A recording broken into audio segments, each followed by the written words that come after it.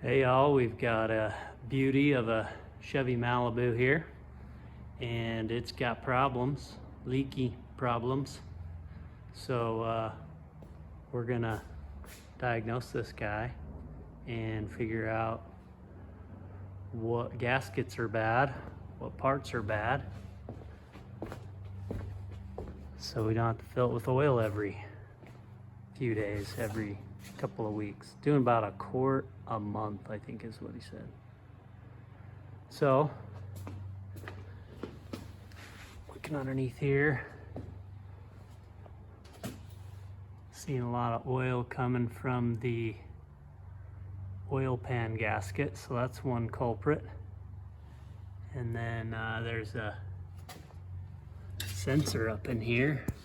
It's kind of hard to see. Oil pressure sender or oil pressure switch. I think that could be a culprit. Looking from the top of the motor down, the valve cover gaskets could be bad. And also this oil filler, it's an oil filter adapter right here. I think that could be leaking. Then the transmission's leaking a little, so we'll do a filter and a gasket on that. And then we'll assess. Looking up top, I didn't, this thing's up a little high for me to really show you the assessment up there, but just looks like the intake manifold could be leaking a little bit, but the majority of the oil that we're seeing is coming down from these lower parts. So let's rip into it and I'll show you how it goes. All right, one of the things we're gonna replace is this PCV valve that I pulled out and then kind of just staged it here so you can see where it went and everything. This is the vacuum connector line. Took that off and the boot tore off, so that's ruined.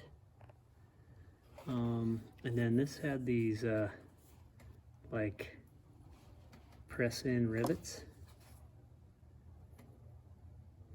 and so it didn't look like that was easily removable.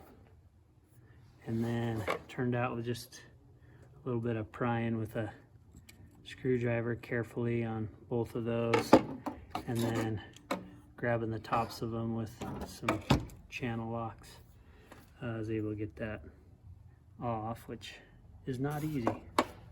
These should be easier because it's a little $3 part.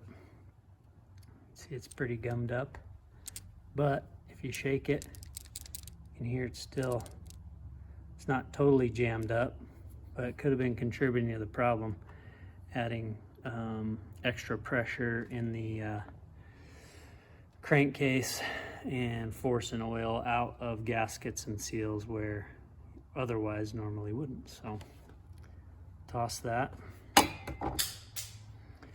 and we'll get ourselves a new one.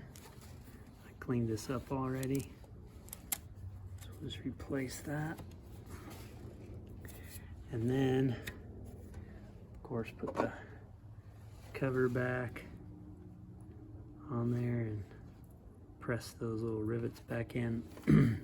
On this elbow,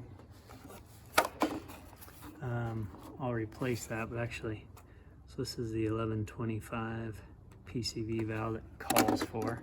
That's how it comes.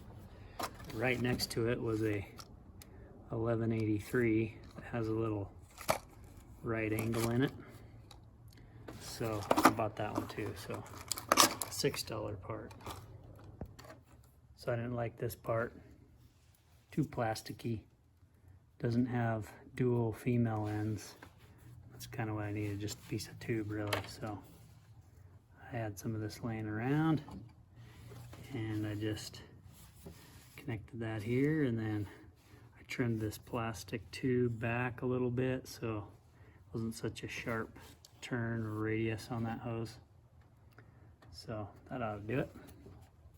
Put the retainer back on, tap these guys down back in. Those little press fit rivets.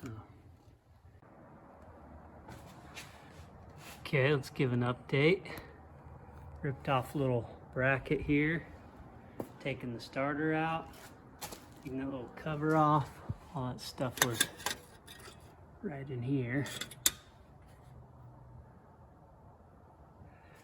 In the process of taking this oil filter adapter off, because we're going to do that gasket, and it gets it out of the way of the pan. Taking that AC compressor off, 3 bolts in, because one of them goes into the pan, right up in there.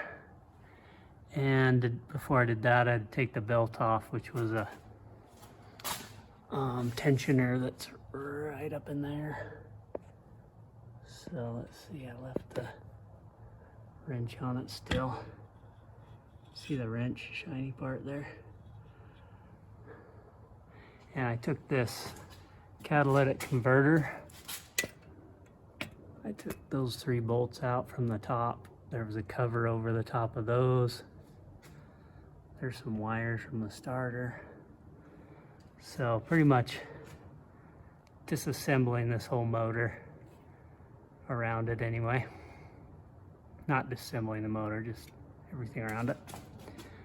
And we're getting close, but we are gonna have to do this motor mount on this side and hold on to it with a engine hoist. So we'll hold on to it while we take that part off, and then we should be able to pull all the pan bolts and hopefully wiggle it out of there. So let's keep it going. Okay, I'm just showing you another update of the oil pan coming out of there. So it's been quite a struggle, lots of bolts involved, but as you can see, we're getting there. This thing's about to fall out actually. I hope it doesn't. It'll probably crack since it's cast aluminum, so I think it's okay while I do this little video shot.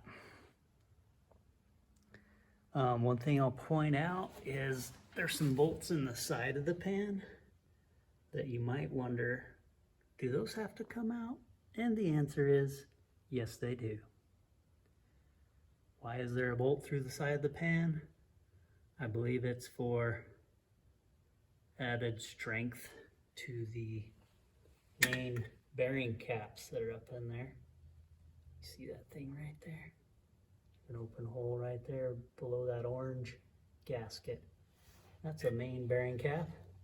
So I think it either adds strength to the pan or the motor or both, I don't know. So there's like 4 or 6, actually 6, 3 on the front, 3 on the back. And then there's just the pan bolts. They just hold the pan up to the block, and there's a gasket between them that keeps oil from coming out. Normally, hopefully, our replacement operation solves that oil, along with, there's the oil filter adapter that gets replaced, and also the shiny oil pressure sensor there. All those things combined should help reduce oil leakage. And the other thing you should think about is the rear main seal or the front main seal. So those would be behind here, like between the transmission and the block, the drive shaft there, or on the front, the crankshaft front pulley, which you won't be able to see. So get that. Okay, you might find it interesting to see the pan after it's out. Man, that thing's dirty. We're gonna have to clean that up. And there's the gasket we're gonna be replacing. There's a little bit extra sealant at the joint between, at that corner. And there's the oil pump and pickup. And there's the dipstick, comes down right to above the oil pickup. So you want to keep oil above that, that's good. Yeah, just thought I'd show that to you. And then also, let me show you one thing on this. We had to take out this motor mount, and that's kind of how it was sitting in there. It's like sitting like this, and it was under the pan, so you had to take it off so you drop the pan down. So there's two bolts underneath there, and there's two on that plate, and then there's this one up high. My finger's touching right there.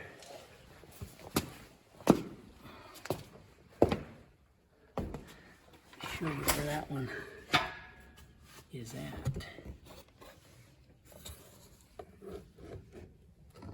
All right, can you see up in there? Not very well. There it is, the light shining directly on it.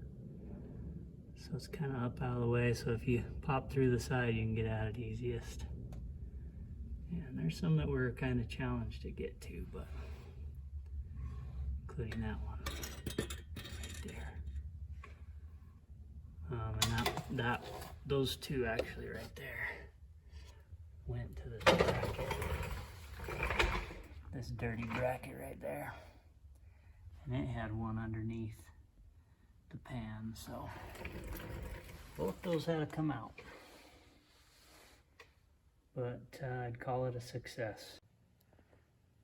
All right, here's a quick look at the transmission pan that was leaking just a hair. And you see the filter up in there. There's the new one.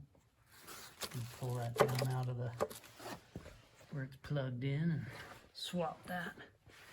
But if you look at the gasket, notice that little crack right there. There's another one there. That's probably all it was, leaking from those little spots. So we'll scrape that off, clean it up, and put it back together.